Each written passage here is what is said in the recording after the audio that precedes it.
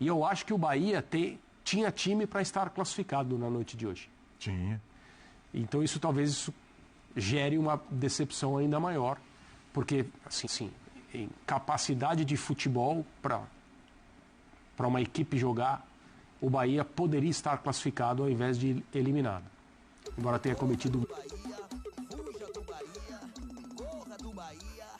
agradável, te interessa e significa que você avançou, né?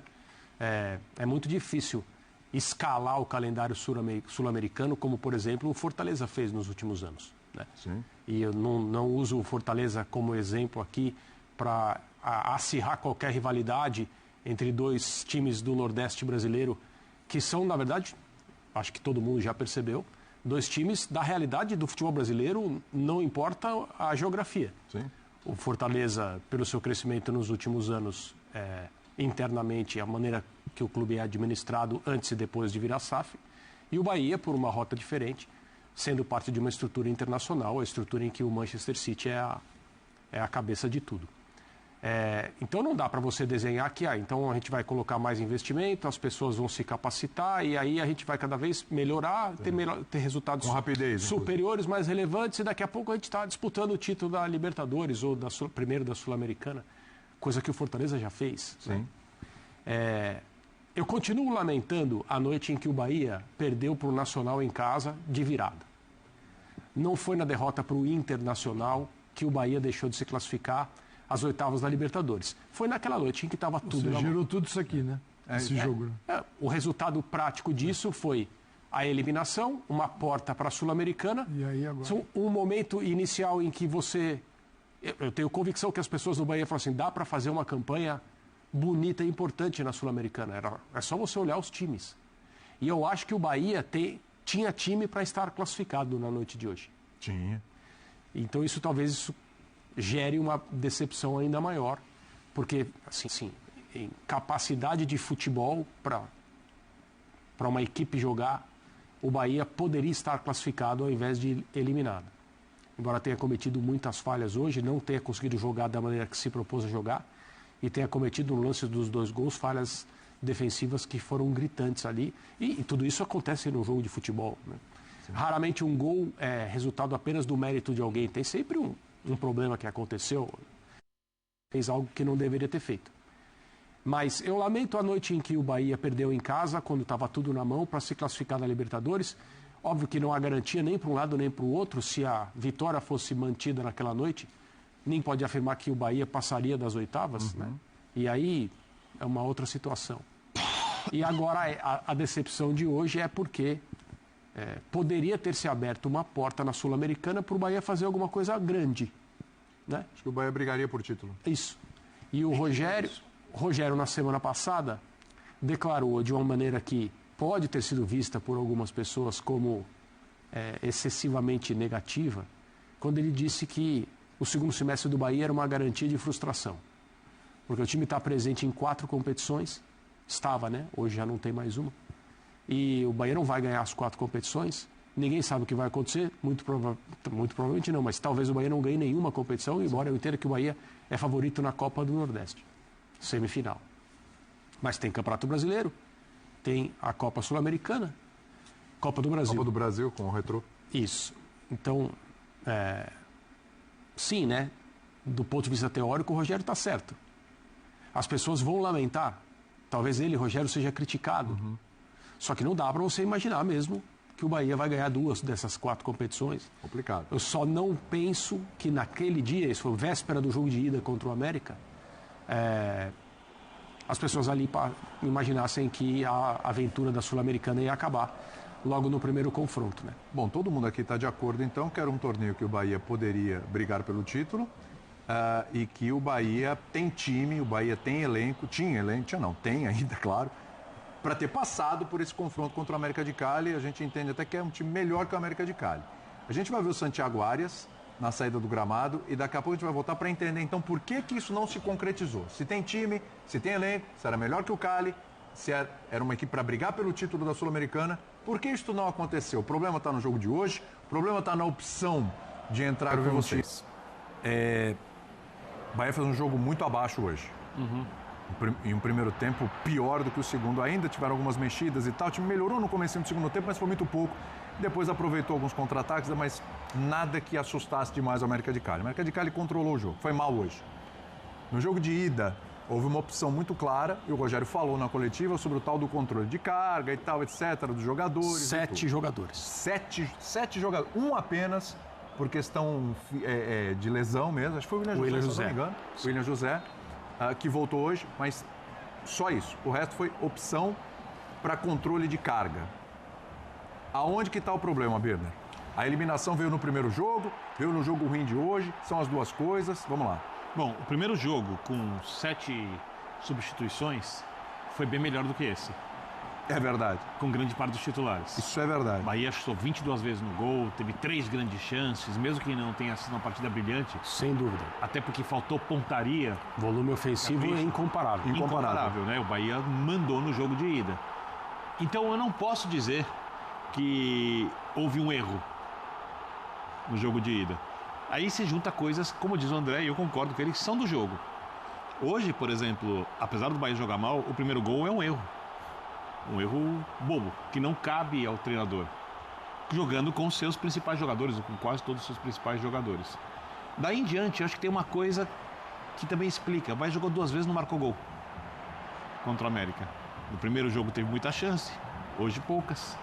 Mas não conseguiu marcar gols. Uma coisa que me chama a atenção, William, é que o rendimento do Bahia, e o André falava do jogo contra o Nacional na Libertadores, e eu vou juntar com o jogo de hoje contra o América, contra essas equipes estrangeiras, que são tecnicamente piores que as brasileiras, mas que proporcionam um tipo de jogo diferente, uma arbitragem diferente, não desonesta, nem sem critérios, mas diferente, com ambiente diferente, parece que tem pesado. Eu não sei se é isso, tá? Mas eu estou tentando buscar as explicações, porque quem vê os jogos do Bahia, do Campeonato Brasileiro, e obviamente eu estou falando de todos, mas a média dos jogos, sabe que a equipe pode produzir mais do que produziu, principalmente nesse jogo aqui. Então eu acho que não foram as escolhas do Rogério de um jogo com o time principal, o outro com um time alternativo. Eu entendi o time alternativo, ele se mostrou capaz de vencer, apesar dos erros de finalização. E hoje, quando o time deveria jogar mais com os principais atletas, não jogou. Quanto eu posso olhar para o técnico disso? Porque não foi nenhuma questão tática, eu acho que foi uma questão de volume de jogo, de intensidade. Se eu fosse falar do Dorival, energia. Apesar de achar que o Bahia não foi um time omisso, ele só não conseguiu igualar a intensidade do América. Então acho que são diversos pequenos aspectos, essa intensidade, um pouco lidar mal com o ambiente, um pouco erros individuais de finalização, do primeiro gol, né, um certo nervosismo para lidar com o jogo perdendo. Bahia teve 48% de posse de bola no primeiro tempo e 75% no segundo. A posse de bola quase inútil, porque produziu muito pouco, né? Então acho que faltou um pouco de... América falou, fica com a bola. Fica contra-ataque. Eu vejo que... Eu sei que é estranho, né? Muita gente não entende, né? Como é que o time pode poupar depois de um período inativo, sem jogos, 40 dias. Um pouquinho treinando. Alguns dias parado de férias e depois dedicado ao treinamento. O Bahia voltou a jogar dia 9 de julho, agora. Ele jogou na Copa do Nordeste. Esse é o 5º jogo do Bahia desde a volta do Mundial de Clubes. Não jogou o Mundial, mas o torneio, antes de terminar o Mundial de Clubes, estava jogando a Copa do Nordeste. Ele jogou 5 partidas em 14 dias. Então o que acontece? Você olha, montei um jogo com a América de Cali aqui, o outro aqui na frente, Copa do Nordeste é o primeiro jogo dele. Ele não vai poupar no primeiro jogo depois de um mês parado. Até porque precisa readquirir o ritmo também. Exatamente. Na projeção são 10 jogos em 31 dias. Exato. E isso, viu, André? Pega todo mundo, tá? Todo mundo. Então, mas todos eles estão nessa... Isso estão jogando Copa do Brasil. Isso é uma loucura. É uma loucura. Então, o que acontece? Ele jogou... calendário do ano do Bahia que já está... Já 40, tá. Tem até aqui, o Dimas passou. Esse foi o 49º jogo do Bahia. O Bahia e ainda tem um Brasileirão todo para jogar. Exatamente. E Copa do Brasil. Então, tem que o que acontece? O Maresca disso aí. O Bahia não poupou o primeiro jogo, obviamente, porque ele não pode poupar porque ele estava parado. Claro. O segundo foi brasileiro, 3 dias depois. Aí vem o América, ele falou, bom, 2 na sequência, eu vou dar uma mexida aqui. É uma decisão difícil, porque se ele não mexe na equipe nesse terceiro jogo, ele estaria com 5 partidas com o mesmo time. Ele teria que poupar contra o Fortaleza. Ou ele teria uma sequência que tira a capacidade do time de ser competir. competitivo. Tira. De ser Além do competitivo. risco de lesão. Além do risco de lesão. A troca não faria sentido. Pouco sobre isso. Se fala muito pouco sobre isso. Alguns técnicos já falaram com veemência sobre isso aí, mas as pessoas, assim como alguns outros temas, elas acreditam em alguma coisa. Existe a turma que pensa de um jeito, a turma que pensa de outro. Os caras se agarram a isso aqui e não querem ouvir nenhum tipo de argumento. Não importa. Eu acho que dá sim para um time jogar com a mesma escalação 3 vezes por semana. Porque na década de 60 os caras jogavam, ou porque o Jorge Jesus escalou o Flamengo. Ou porque o Joga Pelado. O Jorge Jesus escalou o Flamengo em 2019 7 vezes, se tanto, 6 ou 7 vezes. O que ele fazia era um rodízio de jogadores diferente. E é claro que a situação do Flamengo naquele ano encantador mexia com as motivações e tudo mais, isso também faz diferença. Então, pouco se fala sobre, ok, se eu insistir na escalação repetida de jogadores, além deles terem risco mais alto de uma lesão muscular e tal, eles não serão competitivos em campo.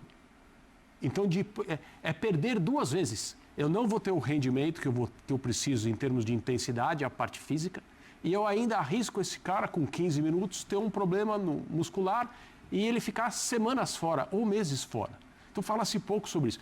No momento em que o Rogério ou qualquer outro treinador se debruça sobre o que precisa ser feito, são 10 jogos em 31 dias, não é que ele fala assim, eu sou um estrategista único no futebol mundial, então eu vou tirar 7 jogadores do primeiro jogo contra o América de Cali, todo mundo vai falar, nossa, mas eu vou ganhar em casa e vou me classificar e vou me consagrar como um gênio. Não é isso, não se trata disso. Se fala, quem eu tenho à disposição bem para hoje? Existem exames, existem equipes que trabalham nisso, etc. E aí você escala o melhor time que você pode. Não é que é um planejamento, tudo é um planejamento, mas não é uma coisa assim, eu tive aqui aleatório, hoje. Eu vou tirar 7. Não. Existem motivos e critérios. E um dos principais, se não o principal, eu não tenho um time competitivo se eu escalar esses jogadores de novo. E ele perde o Everton. Sentido, e aí ele perde o Everton Ribeiro no primeiro jogo. Aí isso é um pecado. Isso aí... mas foi um erro do Everton Ribeiro. Totalmente. Né? Convenhamos. Calçado, só para te passar. Faria sentido ter ido, com força máxima no jogo de ida contra o América de Cali, e aí você poupa contra o Fortaleza no final de semana? Ele ia para o terceiro com a base, né? Terceiro. Aí ele teria que julgar que isso não teria interferência no... Então, estou te perguntando se faz sentido. Poderia. Porque no brasileiro, claro, que eu falei aqui semana passada, no brasileiro, ele consegue controlar pela pontuação a posição dele ali, porque o Bahia hoje está pensando em Libertadores. O Bahia não vai brigar pelo título brasileiro, imagino eu. Muito difícil. Mas ele tem totais condições de conseguir de novo vaga para a Libertadores da América. Ele controla. Aí é um mata-mata. Ele não consegue aqui dificilmente pela Copa do Brasil, ele tem o Retrô. Onde é favorito. Porque ele tivesse que jogar com o Flamengo. Ele já é outra... não desmerecendo o Retrô, porque se o Bahia fizer isso, ele acaba se complicando. Mas é entendendo que tem jogos que são mais difíceis do que outras partidas. Então, assim, quando a gente pensa no jogo que a gente acabou de ver, a gente dificilmente, as pessoas olham para trás e olham para frente. É preciso olhar para frente também. Né? E eu não estou justificando, porque quem está dentro do processo é que sabe. Claro. A gente tem elementos aqui para entender algumas decisões, mas, acima de tudo, para respeitar quem está no comando e por que fez isso. Aqui da mesa é muito fácil.